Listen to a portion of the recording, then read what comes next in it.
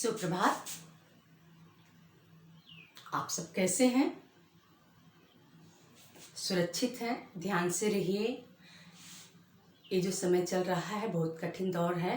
इसमें बहुत सारे बचाव की ज़रूरत है, लेकिन घबराने की कोई ज़रूरत नहीं है। आप घरों में रहिए, खुद को सुरक्षित रखिए, बचा के रखिए। आज हम हिंदी व्याकरण के अंतर्गत भाषा और व्याकरण, जो आपके हिंदी व्याकरण का पहला अध्याय है, पहला पाठ है भाषा और व्याकरण, इसको पढ़ेंगे। तो मैं बोल रही हूँ, आप समझ रहे हो ये क्या है? भाषा है। हिंदी भाषा में बोल रही हूँ। इस तरह इंग्लिश भाषा होती है, उड़िया होती है, मराठी होती है, मलयालम होती है, इतनी सारी भाषाएं होती हैं। लेकिन ये भाषाएं कब और कहाँ से आई, कौन इसको बनाया, कैसे बना, कैसे इसको पढ़ा जाता है, कैसे लिखा जाता है, कैसे इसको हम समझते हैं, इन सारी बातों पर विचार करने का आवश्यकता है, जानने की आवश्यकता, और इस बात में हम यही जानेंगे। तो भाषा क्या है? भाषा की आवश्यकता कब हुई, क्यों हुई, कहाँ से जन्मी? आदिकाल में क्या मनुष्य पैदा होने के पहले ही भाषा को जानता था? आज हम देखते हैं मनुष्य के अलावा जितने भी पशु पक्षी जानवर हैं, वो उनकी अपनी अपनी भाषाएं हैं, लेकिन उसमें कोई भी विकास, कोई भी परिवर्तन नहीं है। हजारों हजारों करोड़ साल पहले कोयल कूका करती थी, कू कू बोलती थी, मुर्गा कुकड़ू कू बोलता था, चिड़िया चींची करती थी, मोर पीहू पीहू बोलता था, जानवर गाय रंभाती थी, कुत्ता भौंकता था, हाथी चिघाड़ती थी, शेर दहाड़ता था, और आज भी ऐसा ही है। वो ऐसे की ऐसे ही है। उनके अंदर ज्ञान नहीं था जिसको परिवर्तित कर सके, लेकिन हम मनुष्य के अंदर दिमाग था, ज्ञान था। वो उतने ही जानते समझते हैं जितना वो उनको बाय बर्थ प्रकृति से मिला हुआ होता है। लेकिन हम मनुष्य के पास दिमाग है, ज्ञान है, चीज़ों को जानने, समझने और संचित करने, दूसरों तक पहुंचाने, नई नई विधाओं को जानने का ईश्वर ने हमें ये वरदान दिया है। हमें बोलने की क्षमता दी है, हमें हंसने की क्षमता दी है, हमें चीज़ों को समझने की क्षमता दी, हमें सहृदय बनाया, मन स्पर्शी बनाया है। हम उसको किस तरह जाने, किस तरह समझें, और इन सारी चीज़ों को जानने समझने के लिए हमने भाषा का विकास किया। आज इस समय में भाषा का कोई भी विकास नहीं था। मनुष्य जब पैदा हुआ तो एक दूसरे को मनुष्य एक सामाजिक प्राणी, अकेले रह ही नहीं सकता। उसको एक दूसरे से जुड़ना, मिलना, एक दूसरे की आवश्यकता अवश्य पड़ती है। तो धीरे धीरे एक दूसरे से मिले। तो बात करने का क्या तरीका था? एक दूसरे को चीज़ों को बताने का तरीका इशारे में। इशारा जो आज भी हम एक दूसरे को इशारा करते हैं, समझ लेते हैं, जान लेते हैं। धीरे धीरे इशारे के साथ साथ टूटी फूटी भाषा में कुछ शब्दों का विकास हुआ। फिर उन धीरे धीरे विकसित करते अलग अलग जगह अलग अलग भाषाओं का विकास हुआ। धीरे धीरे उन सारी भाषाओं का विकास करते करते कुछ शब्द बने, कुछ निशान बने, कुछ चिन्ह बने, उसको संचित करने की आवश्यकता बनी। तो जब संचित करने का आवश्यकता बनी तो उसको फिर लिखने की आवश्यकता बनी। जो ऐसी चीज़ों का निशान बनाने का, चिन्ह बनाने का, आज भी बहुत जगह आप घूमने जाते होगे या फिर हिस्ट्री में पढ़े होगे, भित्ति चित्र, दीवालों पे बना हुआ लिखा हुआ चित्र, भित्ति चित्र बोलते हैं। तो उस समय चीज़ों को जगह जगह लिख देते थे, पेड़ों पे निशान बना देते थे कि अगला वहाँ आए तो समझ ले। ठीक है, एक दूसरे को समझ लिए। जो हमने नई जानकारियाँ प्राप्त की वो हम अपने अगली पीढ़ी तक कैसे पहुँचाएं? तो इसके लिए लिखने के लिए ऐसी विधा की जरूरत पड़ी जो हजारों करोड़ों साल तक बची रहे। और उस जगह से धीरे धीरे विकसित होते होते आज हम इस हाल में पहुँचे हो। वो चाहे भाषा हो, चाहे विज्ञान हो, चाहे हमारा रहन सहन हो, या हमारी बोलचाल हो, खान पान हो। आप देखते होगे अपने बचपन से अभी तक के बहुत सारी चीज़ें, पहनावा, सोच समझ, खाने का तरीका, उठने बैठने का तरीका, हर चीज़। आपको लगता नहीं कि चीज़ें परिवर्तित होती हैं? अपने आप आपके अंदर आती जाती हैं, विकसित हो जाती हैं और चीज़ें परिवर्तित होती जाती हैं। इसी तरह विकास होकर भाषा बना। भाषा वह माध्यम है जिससे हम बोलकर, सुनकर, लिखकर या पढ़कर अपने मन के भाव को दूसरों तक और दूसरों के मन के भाव को स्वयं समझ सकते हैं, स्वयं जान सकते हैं। भाषा वह माध्यम है जिससे हम बोलकर, लिखकर, सुनकर या पढ़कर अपने मन के भाव को दूसरों तक और दूसरों के मन के भाव को खुद समझ सकते हैं। उसे हम भाषा कहते हैं। इस तरह हमने देखा कि भाषा के दो भेद हो गए, लिखकर, बोलकर, भाषा का मौखिक रूप, और लिखकर और पढ़कर भाषा का लिखित रूप हो गया। तो भाषा के मुख्यतः दो भेद होते हैं। एक सांकेतिक भाषा भी होती है, आप जगह जहाँ जाते निशान बने रहते हैं, एरो बने रहते हैं, जेब्रा क्रॉसिंग बनी रहती है, चौराहे पे लाल पीली नीली बत्तियां बनी रहती हैं, हम बहुत सारी बातें अपने भी इशारों में कहते हैं, बच्चे इशारे में बात, इसे सांकेतिक भाषा कहते हैं। लेकिन मुख्य भाषा के दो भेद होते हैं, लिखित तथा मौखिक। जिसको हम बोलकर या लिखकर बताएं वो मौखिक भाषा, और जिसको सुनकर और पढ़कर बताएं उसे जिसको सुनकर और बोलकर बोला जाए मौखिक भाषा, लिखकर पढ़कर किया जाए वो लिखित भाषा। इसके उदाहरण भी हैं। आप अखबार पढ़ते हो तो भाषा का कौन सा हुआ? लिखित। लेकिन वही अखबार पढ़ के किसी को सुनाते हैं तो जो सुनता है उसके लिए मौखिक रूप हो गया। आप कॉपी में लिखते हो लिखित भाषा, टीचर इस समय मैं आपको पढ़ा रही हूँ, बोल के पढ़ा रही, मौखिक रूप हो गया। यही चीज़ें मैं बोलूँगी और आप लिखोगे तो मेरा तो मौखिक रूप हो गया, और आप लिखोगे तो आपका लिखित रूप हो गया। इतना पिछली कक्षा में भी आपने भाषा का ये रूप पढ़ा होगा। इसके बाद हम आते हैं लिपि पे।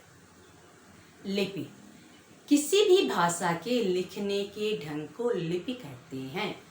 किसी भी भाषा के लिखने के ढंग को लिपि कहते हैं। प्रत्येक भाषा की अपनी लिपि होती है। जैसे हिंदी भाषा की देवनागरी लिपि, अंग्रेजी भाषा की रोमन, उर्दू, फारसी, पंजाबी गुरमुखी, मराठी देवनागरी, नेपाली देवनागरी, बंगाली बांग्ला, गुजराती गुजराती, इस तरह की भाषा होती है, उसकी लिपि होती है। लिखने का अपना अपना तरीका होता है। जैसे अलग अलग भाषा होती है, उसकी अलग अलग लिपि होती है। यानी किसी भी भाषा के लिखने के ढंग को लिपि कहते हैं। अभी तक हमने पढ़ा कि हम अपनी बातें बोलकर, सुनकर, लिखकर या पढ़कर अपनी बातें दूसरों तक पहुंचाते हैं तथा दूसरों की भाषा को स्वयं समझते हैं, उसे हम भाषा कहते हैं। इसके दो रूप होते हैं, लिखित तथा मौखिक। जो लिखकर पढ़कर किया जाता है लिखित, जो बोलकर सुनकर किया जाता है लिखित, और जो बोलकर सुनकर किया जाता है मौखिक। उसके बाद हमने लिपि पढ़ा। किसी भी भाषा के लिखने के ढंग को लिपि कहते हैं। प्रत्येक भाषा की अपनी अपनी लिपि होती है। अब हमने भाषा पढ़ लिया। इसके बाद भाषा क्या होती है, बोली क्या होती है, उपबोली भी क्या होती है, इसके बारे में हम जानेंगे। भाषा, कोई भी बोली को, किसी भी भाषा को भाषा बनने के लिए उसमें बहुत बड़ा उसका समृद्ध साहित्य होना चाहिए। साहित्य, साहित्य क्या? कविता, कहानी, नाटक, उपन्यास, बहुत सारी लिखने की, पढ़ने की विधाएं होती हैं, वो साहित्य होता है। तो जिस भाषा में बहुत सारे साहित्य, नाटक लिखे गए हों, कहानी लिखा गया हो, आत्मकथा लिखा गया हो, निबंध लिखा गया, जितनी भी विधाएं होती हैं, वो सारी चीज़ें कि जिस भाषा में बहुत ज़्यादा लिखे, जिसके साहित्य बहुत ज़्यादा समृद्ध होता है, उसे हम भाषा कहते हैं। और बोली वो होती है जो सीमित क्षेत्र में बोली जाती है, जिसका साहित्य बहुत, या तो उसमें न के बराबर कुछ लिखा गया होता है या बहुत थोड़ा सा बहुत लिखा जाता है, तो वह बोली होती है। और भाषा से कम और बोली से ज़्यादा जिस भाषा में विकसित हुई, भाषा से थोड़ा कम, यानी उसमें लिखा पढ़ा गया हो, कुछ उसका साहित्य हो जो बोली से ज़्यादा प्रचलित हो, उसे हम उपभाषा कहते हैं। इस तरह हमने भाषा, उपभाषा और बोली को पढ़ा। हम हिंदी विषय पढ़ रहे हैं। हिंदी भाषा का महत्व क्या है, हिंदी क्या है, इसके बारे में भी हम पढ़ेंगे और हम जानेंगे। अभी तक हमको जानना है कि साहित्य की कितनी विधाएं होती हैं। साहित्य की दो विधाएं होती हैं, गद्य तथा पद। पद में कविता, पद में नाटक, निबंध, इस तरह कहानी, उपन्यास। गद्य में, पद में कविता लिखा जाता है और गद्य में कहानी, इस तरह की चीज़ें को लिखा जाता है। ये साहित्य की दो विधाएं हैं। हिंदी भाषा हमारी मातृभाषा है। 14 सितंबर को इसको हिंदी दिवस मनाया जाता है, क्योंकि इसी दिन इसको हमारे संविधान में इसको हिंदी भाषा के रूप में अपनाया गया था। इसको हिंदी भाषा का रूप दिया गया था, इसको राष्ट्रभाषा बनाया गया था। हिंदी भाषा जो पूरे भारत में बोली जाती है, हमारी संपर्क भाषा है। यानी एक ऐसी भाषा, अगर आपको हिंदी भाषा आती है तो अपने पूरे भारत के किसी भी क्षेत्र में जाएंगे, आप लोग उसको थोड़ा बहुत समझेंगे, जानेंगे, और आपका वहाँ से लोगों से जो भी बातचीत करना, संपर्क करना हो जाएगा। लेकिन आप अपनी लोकल लैंग्वेज आप जानते हैं, अगर बोलते हैं तो बाहर जाने वाले लोग नहीं समझ पाएंगे। जैसे अंतर्राष्ट्रीय भाषा है अंग्रेजी, आप पूरे विश्व में कहीं भी जाएंगे तो अंग्रेजी बोलने जानने वाले लोग जरूर आपको अवश्य मिल जाएंगे। इसी तरह हमारे भारत में हिंदी भाषा, आप किसी भी प्रदेश में जाइए, यूपी में तो आप जान पढ़ते ही हो, मध्य प्रदेश में, बिहार में, महाराष्ट्र में, गुजरात में, बंगाल में, केरल में, आंध्र प्रदेश, कहीं भी आप जाओगे अगर आपको हिंदी भाषा आती है तो लोगों से बातचीत करना, संपर्क करना आपको आसानी होगी। क्योंकि हमारी ये राष्ट्रभाषा है। इस भाषा को पढ़ने वाले, जानने वाले सब लोग होते हैं। राष्ट्रभाषा को पढ़ना आवश्यक ही होता है, सब लोग पढ़ते हैं, जानते ही जानते हैं। तो इस तरह हमने हिंदी भाषा को पढ़ा, जाना। हर भाषा का अपना एक व्याकरण होता है। व्याकरण जो किसी भी भाषा को किस तरह लिखा जाए, किस तरह बोला जाए, किस तरह पढ़ा जाए, इसको बारे में, यानी भाषा के शुद्ध रूप को लिखना, पढ़ना, बोलना, समझना जो बताता है वह व्याकरण कहलाता है।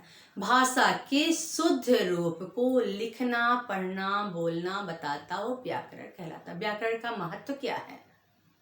व्याकरण का महत्व कि हमें किसी भी भाषा को सही ढंग से बोलना, लिखना, पढ़ना बताता है। उस भाषा में, जैसे मान लीजिए हम हिंदी भाषा पढ़ते हैं तो वर्ण किसे कहते हैं हमें जानना है। भाषा की सबसे छोटी इकाई होती है उसे वर्ण कहते हैं। भाषा की सबसे छोटी ध्वनि जो होती है उसे वर्ण कहते हैं। वर्णमाला किसे कहते हैं? व्याकरण में बताता है कि वर्णों को क्रमबद्ध तथा व्यवस्थित ढंग से लिखना जो होता है वह वर्णमाला कहलाता है। ये नहीं कि क के बाद च, च के बाद ज, ज के बाद अ लिखे। उसको सही अ, आ, इ पूरे सही ढंग से स्वर और व्यंजन को लिखना ही वर्णमाला होता है। ठीक, उसके बाद वर्णमाला, उसको कितने भागों में बांट सकते हैं, स्वर तथा व्यंजन। स्वर कौन कौन से होते हैं, व्यंजन कौन कौन से होते हैं, व्यंजन के कितने भाग होते हैं, या फिर हम कौन सा संयुक्त व्यंजन क्या होगा, द्वितीय व्यंजन क्या होगा, संज्ञा क्या होती है, सर्वनाम क्या होता है, विशेषण क्या होता है, इन सारी चीज़ों को बताने वाला, किसी भाषा को किस तरह लिखें, किस तरह पढ़ें, ये मैंने हिंदी के लिए बताया। अलग अलग भाषा का अपना अलग अलग व्याकरण होता है। उस भाषा को कैसे पढ़ेंगे, जानेंगे, समझेंगे, ये हमें व्याकरण में पता चलता है। व्याकरण हमें बताता है। और इसको सही ढंग से बनाने के लिए, बताने के लिए हमारे जो ज्ञानी जन होते हैं, हिंदी भाषा के जो जानकार होते हैं, वो कमेटी में अपना एक ग्रुप उन लोग का है, वो हिंदी साहित्य विभाग है, वो समय के साथ जो चीज़ें परिवर्तित होती रहती है उसको नए नए नियम, नए नए कानून बनाते। क्योंकि कोई चीज़ अगर रुक जाए, थक जाए, समय के साथ चले नहीं, बदले नहीं, तो फिर वह बेकार हो जाती है। हमें समय के साथ परिवर्तन को अपनाना ही चाहिए। जैसे हिंदी भाषा में बहुत सारी चीज़ों को लिखने का तरीका बदल गया है। जो हमारे टाइपिंग के लिए मोबाइल से हम मैसेज कर रहे हैं, लिखने का तरीका, बोलने का तरीका और शब्दों को लिखने का तरीका, पहले किस तरह लिखा जाता था, इस तरह के अब किस तरह लिख सकते हैं, संयुक्त व्यंजन हम किस सकते हैं। बहुत सारे ऐसे वर्ड हैं जो हिंदी भाषा वर्णमाला से अलग कर दिए गए हैं। जैसे री वो हिंदी भाषा में लिखे ही नहीं जाते हैं। किस तरह हम संयुक्त क्रिया को अलग अलग करके लिखेंगे, किस तरह संज्ञा के साथ हम क्रिया को जोड़ के लिखेंगे कि नहीं, सर्वनाम के साथ क्रिया को जोड़ के लिखेंगे कि नहीं, किस तरह हम संयुक्त व्यंजन को उसका घुंडी हटा के लिखेंगे, ये सारी चीज़ें हमें बताए। और नए नए